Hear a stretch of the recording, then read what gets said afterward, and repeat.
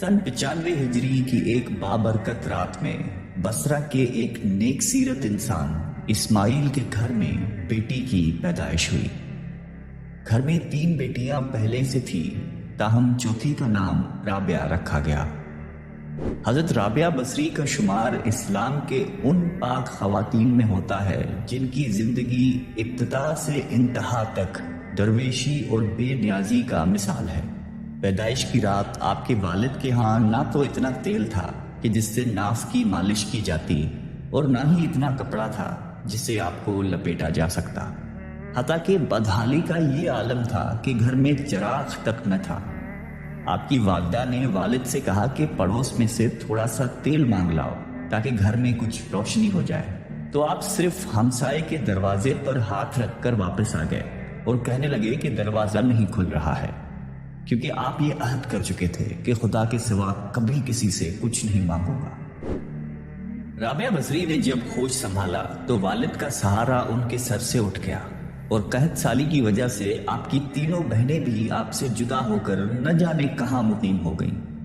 آپ بھی ایک طرف کو چل دی، اور ایک ظالم نے پکڑ کر زبردستی آپ کو اپنی کنیز بنا لیا، اور کچھ دنوں کے بعد بہت ہی قلیل رقم میں فروخت کر دیا، اور اس شخص نے اپنے گھر لا کر بے حد مشقت آمیز کام آپ سے لینے شروع کر دیے۔ ایک مرتبہ آپ کہیں جا رہی تھیں کہ کسی نامحرم کو اپنے سامنے دیکھ کر اتنے زور سے گری کہ ہاتھ ٹوٹ گیا۔ اس وقت آپ نے سر بسجود ہو کر عرض کیا کہ یا اللہ، میں بے یار و مددگار پہلے ہی تھی اور اب ہاتھ بھی ٹوٹ چکا ہے، اس کے باوجود میں تیری رضا چاہتی ہوں۔ چنانچہ ندائے غیب آئی کہ اے رابعہ، غمگین نہ ہو، کل تجھے وہ مرتبہ حاصل ہوگا کہ فرشتے بھی تجھ پر رشک کریں گے۔ یہ سن کر آپ خوشی خوشی اپنے مالک کے ہاں پہنچ گئی، اور آپ کا یہ معمول رہا کہ دن میں روزہ رکھتی اور رات بھر عبادت میں صرف کر دیتی۔ ایک شب جب آپ کے مالک کی آنکھ کھلی تو اس نے حیرت سے چاروں طرف دیکھا، اور اس وقت ایک کونے میں آپ کو سجدے میں پایا اور آپ کے ارد گرد نور دیکھا، جبکہ آپ اللہ تعالیٰ سے یہ عرض کر رہی تھی کہ اگر میرے بس میں ہوتا تو ہر وقت تیری عبادت میں گزار دیتی، لیکن چونکہ تو نے مجھے غیر کا محکوم بنا دیا ہے، اس لیے تیری بارگاہ میں دیر سے حاضر ہوتی ہوں۔ یہ سن کر آپ کے آقا بہت پریشان ہو گئے اور یہ عہد کر لیا کہ مجھے تو اپنی خدمت لینے کی بجائے الٹی ان کی خدمت کرنی چاہیے۔ چنانچہ صبح ہوتے ہی آپ کو آزاد کر دیا اور فرمایا کہ آپ یہیں قیام فرمائیں تو میرے لیے باعث سعادت ہے، ویسے آپ اگر کہیں اور جگہ جانا چاہیں تو آپ کو اختیار ہے۔ یہ سن کر آپ حجرے سے باہر نکل آئیں اور ذکر و شغل میں مشغول ہو گئی۔ آپ شب و روز میں 1000 رکعت پڑھا کرتی تھی، اور گاہے بگاہے حضرت حسن بصری کے وعظ میں بھی شریک ہوتی۔ ایک روایت میں یہ بھی ہے کہ ابتدا میں آپ گھاتی بجاتی تھیں، بعد میں توبہ طائب ہو کر جنگل میں گوشہ نشینی اختیار کر لی۔ آپ نے علوم ظاہری حاصل کرنے کے لیے کوفے کا رخت سفر باندھ لیا، جو اپنے وقت میں بہت بڑا علمی مرکز تھا۔ وہاں سے پہلے انہوں نے قرآن حکیم حفظ کیا، اس کے بعد درویشی اور حدیث کی تعلیم حاصل کی۔ اتنی مہارت حاصل کی کہ آپ کا وعظ سن کر بڑے بڑے محدث اور فقیہ حیران رہ جاتے تھے۔ ان کی بارگاہ معرفت میں بڑے بڑے علماء اور صوفیہ حاضر ہوتے تھے۔ ان میں سر فہرست امام سفیان ثوری ہیں، جنہیں امیر المومنین فی الحدیث کہا جاتا ہے۔ اس کے علاوہ حضرت مالک بن دینار رحمۃ اللہ علیہ بھی حضرت رابعہ بصری سے نہایت عقیدت رکھتے تھے۔ حضرت رابعہ بہت کم گفتگو کرتی تھی، اگر کوئی سوال پوچھ لیتا تو مختصر جواب دیتی تھی۔ ہر بات میں قرآنی آیات کا حوالہ دیتی۔ جب لوگوں نے اس کی وجہ پوچھی تو فرمایا کہ انسان جو کچھ بولتا ہے فرشتے اسے لکھتے ہیں، اس لیے قرآن کی آیتوں کے سوا کچھ نہیں بولتی کہ کہیں میرے منہ سے بری بات نہ نکل جائے جسے فرشتے لکھ لیں۔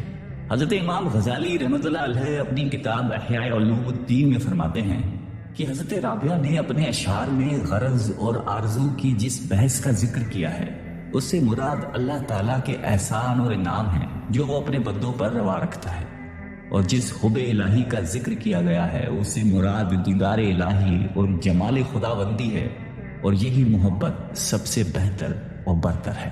ایک دفعہ لوگوں نے آپ سے سوال کیا کہ آپ نکاح کیوں نہیں کرتی، تو فرمایا کہ مجھے 3 باتوں کا اندیشہ ہے۔ اگر ان میں سے مجھے نجات مل جائے تو میں نکاح کر لوں۔ پہلی یہ کہ مرتے وقت ایمان سلامت لے جاؤں گی یا نہیں۔ لوگوں نے کہا کہ معلوم نہیں۔ آپ نے فرمایا کہ دوسری یہ کہ میرا اعمال نامہ دائیں ہاتھ میں دیا جائے گا یا بائیں ہاتھ میں، اور تیسرا یہ کہ قیامت کے دن ایک گروہ کو بشت میں دائیں طرف سے لے جایا جائے گا اور دوسرے گروہ کو بائیں طرف سے، تو میں کس جانب سے جاؤں گی؟ لوگوں نے جواب دیا کہ ہمیں تو علم ہی نہیں ہے۔ تو حضرت رابعہ فرماتی ہیں کہ جسے اتنے سارے غم ہوں وہ عورت شوہر کی خواہش کیسے کر سکتی ہے؟ اس کا دل ہر وقت خوف الہی سے معمور رہتا تھا۔ وہ اپنے خوف جہنم اور خواہش جنت سے بے نیاز ہو کر خدا کو یاد کرتی تھی۔ ان کا عقیدہ یہ تھا کہ خدا کو یاد کیا جائے کیونکہ وہ وحدہ لا شریک ہے۔ اس محبت کا مقصد باری تعالیٰ کی خوشنودی حاصل کرنا ہو، اس کا دیدار حاصل کرنا ہو۔ آپ ہمیشہ روتی تھی، فرمایا کرتی تھی کہ میں نے صرف اللہ تعالیٰ ہی سے محبت کی ہے، ڈرتی ہوں کہ مرتے وقت آواز نہ آئے کہ رابعہ تو ہمارے لائق نہیں۔ وہ ہمیشہ کھردرے کمبل کا کرتا پہنتی تھی اور وصیت فرماتی تھی کہ مرنے کے بعد اسی میں دفن کی جاؤں۔ ان کے انتقال کے بعد ایک خاتون نے انہیں خواب میں دیکھا کہ بہت ہی قیمتی ریشمی کرتا پہنے ہوئی تھی۔ خاتون نے سوال کیا کہ کمبل کا کرتا کہاں گیا؟ تو جواب میں کہنے لگی کہ رحمان نے اس کرتے کی بدلے میں یہ کرتا عطا فرمایا ہے۔ اس عورت نے کہا کہ قرب الہی کے حصول کا کوئی طریقہ بتائے۔ تو جواب دیا کہ قرب الہی کے لیے یاد الہی سے بہتر کوئی چیز نہیں۔ اکثر وہ اشعار پڑھا کرتی تھیں جن کا ترجمہ کچھ یوں ہے: اے میرے آقا، بندے خلوتوں میں تیرا قرب ڈھونڈتے ہیں، تیری عظمت کے گیت سمندر میں مچھلیاں گاتی ہیں، اور تیرے مقدس جلال کی وجہ سے موجیں ایک دوسرے سے ٹکراتی ہیں۔ دن کی روشنی، رات کی تاریکی، گھومنے والے آسمان، منور چاند، چمکیلے تارے سب تیرے سامنے سجدہ کرتے ہیں، اور ہر چیز ایک انداز کے مطابق ہے کیونکہ تو غنی اور قہار ہے۔ وہ اپنی دعائیں اپنے اشعار کے ذریعے بیان کرتی تھیں۔ اس دعا کو اکثر راتوں کو چھت پہ جا کر پڑھا کرتی تھی: اے میرے مالک، ستارے چمک رہے ہیں اور سب لوگوں کی آنکھیں نیند سے بند ہیں اور ہر کوئی اپنی خلوت میں ہے، میں یہاں تیرے ساتھ اکیلی ہوں۔ اے مالک، اگر میں دوزخ کے عذاب کے خوف سے تیری عبادت کرتی ہوں تو مجھے دوزخ میں جھونک دے۔ اگر میں جنت کی توقع میں تیری عبادت کرتی ہوں تو مجھے جنت سے محروم کر دے، لیکن اگر میں محض تیری خاطر عبادت کرتی ہوں تو مجھ سے اپنے حسن لا زوال کو پوشیدہ نہ رکھنا۔ وہ فرماتی تھیں کہ کوئی انسان کس طرح توبہ کر سکتا ہے جب تک اس کا مالک اس کو اس کی توفیق عطا نہ کرے اور اسے قبولیت نہ بخشے۔ اگر وہ تمہاری طرف رخ کرے گا تو تم بھی اس کی طرف رخ کرو گے۔ فرماتی تھیں کہ اللہ تعالیٰ سے قناعت پسند دل مانگو، یہ بہت بڑی نعمت ہے۔ دل کو قابو میں رکھنا اور اختیار ہونے پر ناجائز خواہشوں کو روکنا مردان کی ہے۔ ایک مرتبہ لوگوں نے عرض کیا کہ آپ کی شیرین بیانی تو اس قابل ہے کہ آپ کو مسافر خانے کا نگران مقرر کر دیا جائے۔ فرمایا کہ میں تو خود ہی اپنے مسافر خانے کی محافظ ہوں، کیونکہ جو کچھ میرے اندر ہے اسے باہر نکال دیتی ہوں، اور جو میرے باہر ہے اس کو اندر جانے نہیں دیتی۔ اس لیے مجھے کسی کی آمد و رفت سے کوئی سروکار نہیں ہے، کیونکہ قلب کی نگہبان ہوں، خاکی جسم کی نہیں۔ ایک مرتبہ آپ سے سوال کیا گیا کہ آپ ابلیس کو دشمن تصور کرتی ہیں؟ فرمایا کہ میں تو رحمان کی دوستی میں مشغولیت کی وجہ سے ابلیس کی دشمنی کا تصور ہی نہیں کرتی۔ عالم خواب میں حضور اکرم صلی اللہ علیہ وآلہ وسلم نے آپ سے فرمایا کہ کیا تو مجھے محبوب رکھتی ہے؟ تب رابعہ نے عرض کیا کہ وہ کون بد نصیب ہوگا جو آپ کو محبوب نہ رکھتا ہو، لیکن میں تو حب الہی میں ایسی غرق ہوں کہ اس کے سوا کسی کی محبوبیت کا تصور تک نہیں آتا۔ یہی وجہ ہے کہ میں کسی کی محبوبیت کا احساس تک باقی نہیں رکھتی۔ لوگوں کے اس سوال پر کہ محبت کیا شے ہے، آپ نے فرمایا کہ محبت ازل سے ہے اور ابد تک رہے گی، کیونکہ پورے عالم میں کسی نے اس کا ایک گھونٹ تک نہیں چکھا، جس کے نتیجے میں محبت اللہ تعالیٰ میں ضم ہو کر رہ گئی۔ ایک مرتبہ کسی نے سوال کیا کہ آپ جس کی عبادت کرتی ہیں کیا وہ آپ کو نظر بھی آتا ہے؟ تو فرمایا کہ اگر نظر نہ آتا تو عبادت کیوں کرتی؟ لوگوں نے جب آپ سے سوال کیا کہ خدا بندے سے کس وقت خوش ہوتا ہے، فرمایا کہ جب بندہ محنت پر اس طرح شکر ادا کرتا ہے جیسا کہ نعمت پر ادا کرتا ہے۔ آپ اکثر فرمایا کرتی تھی کہ صرف زبانی توبہ کرنا جھوٹے لوگوں کا فعل ہے، کیونکہ اگر سچے دل کے ساتھ توبہ کی جائے تو دوبارہ کبھی توبہ کی ضرورت پیش نہ آئے۔ پھر فرمایا کہ معرفت توجہ اللہ کا نام ہے، اور عارف کی شناخت یہ ہے کہ وہ خدا سے پاکیزہ قلب طلب کرے، اور جب عطا کر دیا جائے تو پھر اسی وقت اس کو خدا کے حوالے کر دے، تاکہ حجابات حفاظت میں محفوظ رہ کر مخلوق کی نگاہوں سے پوشیدہ رہیں۔ حضرت صالح عامری اکثر یہ فرمایا کرتے تھے کہ جب مسلسل کسی کا دروازہ کھٹکھٹایا جاتا ہے تو آخر کار کسی نہ کسی وقت کھول ہی دیا جاتا ہے۔ رابعہ بصری نے آپ کا یہ جملہ سن کر سوال کیا کہ آخر وہ کب کھلے گا، کیونکہ وہ تو کبھی بند ہی نہیں ہوا۔ یہ سن کر حضرت صالح کو آپ کی دانش مندی پر مسرت ہوئی اور اپنی کم عقلی پر رنج ہوا۔ کچھ لوگ زیارت کے لیے حاضر ہوئے تو دیکھا کہ آپ دانتوں سے گوشت کاٹ رہی ہیں۔ انہوں نے سوال کیا کہ آپ کے ہاں چاقو چھری نہیں ہیں جو دانتوں سے کام لے رہے ہیں؟ فرمایا کہ میں محض اس خوف سے چاقو چھری نہیں رکھتی کہ کہیں وہ میرے اور میرے محبوب کے رشتے کو منقطع نہ کر دے۔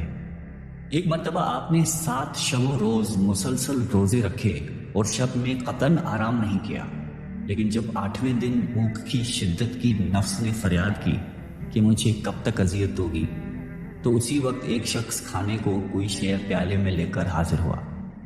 آپ لے کر شمع روشن کرنے اٹھی، اسی وقت گر کے ٹوٹ گیا۔ اس وقت آپ نے ایک دل روز آہ بھر کر اللہ تعالیٰ سے عرض کیا کہ میرے ساتھ کیا معاملہ کیا جا رہا ہے۔ ندا آئی کہ اگر دنیاوی نعمتوں کی طلبگار ہو تو ہم عطا کیے دیتے ہیں، لیکن اس کے عوض میں اپنا درد تمہارے قلب سے نکال لیں گے، اس لیے کہ ہمارے غم اور غم روزگار کا ایک قلب میں رہنا ممکن نہیں ہے۔ یہ ندا سنتے ہی دامن امید چھوڑ کر اپنا دل دنیا کی محبت سے اس طرح خالی کر دیا کہ جس طرح موت کے وقت مرنے والا امید زندگی ترک کر کر قلب کو دنیاوی تصورات سے خالی کر دیتا ہے۔ اور اس کے بعد آپ بھی دنیا سے اس طرح کنارہ کش ہو گئی کہ ہر صبح یہ دعا کرتی کہ اللہ مجھے اس طرح اپنی جانب متوجہ فرما لے کہ اہل جہان مجھے تیرے سوا کسی کام میں مشغول نہ دیکھیں۔ حضرت عبد الواحد عامری بیان کرتے تھے کہ ایک مرتبہ میں اور حضرت سفیان ثوری رابعہ بصری کے مزاج پرسی کے لیے حاضر ہوئے تو کچھ ایسے مرطوب ہوئے کہ لب کشائی کی ہمت ہی نہیں ہو سکی، حتیٰ کہ رابعہ نے خود ہی فرمایا کہ کچھ گفتگو کیجیے، تو ہم دونوں نے عرض کیا کہ اللہ تعالیٰ آپ کا مرض دور فرما دے۔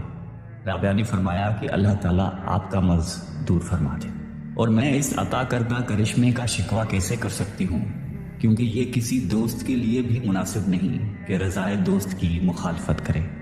پھر حضرت سفیان نے پوچھا کہ آپ کو کسی شے کی خواہش ہے؟ فرمایا کہ تم صاحب معرفت ہو کر ایسا سوال کرتے ہو، اور بصرہ میں کھجور کی موجودگی کے باوجود 12 سال سے کچھ کھانے کی خواہش ہے، لیکن میں نے محض اس لیے نہیں چکھی کہ بندے کو اپنی مرضی کے مطابق کوئی کام نہیں کرنا چاہیے، کیونکہ رضا الہی کے بغیر کوئی کام کرنا کفر کے ہم معنی ہے۔ پھر حضرت سفیان نے اپنی دعا کے لیے درخواست کی تو فرمایا کہ اگر تمہارے اندر حب دنیا نہ ہوتی تو تم نیکی کا مجسمہ ہوتے۔ انہوں نے عرض کیا کہ یہ کیا فرما رہی ہیں؟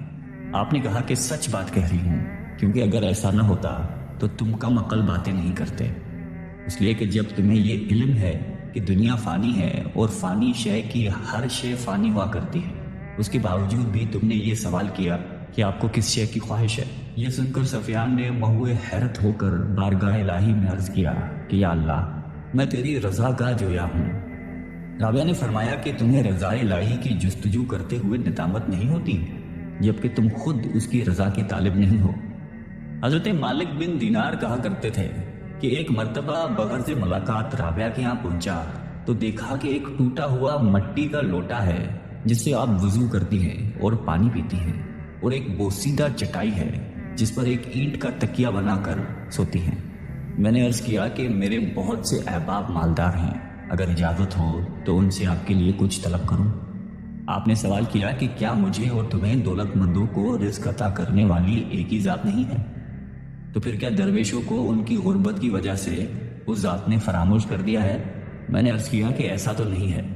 فرمایا کہ جب وہ ذات ہی فرد کی ضروریات سے واقف ہے تو پھر ہمیں یاد دہانی دلانے کی کیا ضرورت ہے، اور ہمیں اس کی خوشی میں خوش ہونا چاہیے۔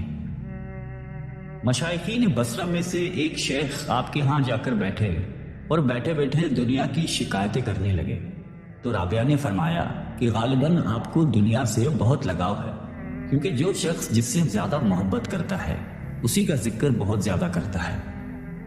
اگر آپ کو دنیا سے لگاؤ نہ ہوتا تو آپ کبھی دنیا کا اس کثرت کے ساتھ ذکر نہ کرتے۔ وفات کے وقت آپ نے مجلس میں حاضر مشائخین سے یہ فرمایا کہ آپ حضرات یہاں سے ہٹ جائیں، ملائکوں کے لیے راستہ چھوڑ دیں۔